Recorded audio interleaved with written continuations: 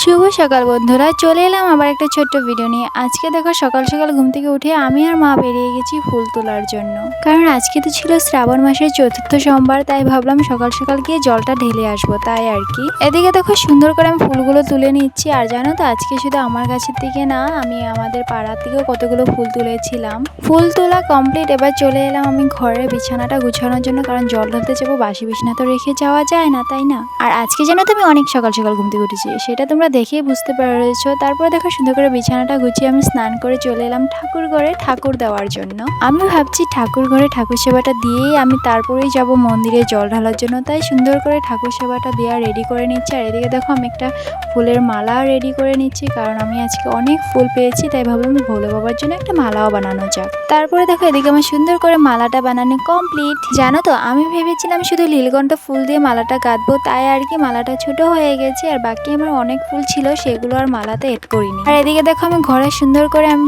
ভোলে বাবার মাথায় জল ঢেলে দিলাম, আর আমি ঠাকুর সেবাটাও কমপ্লিট করে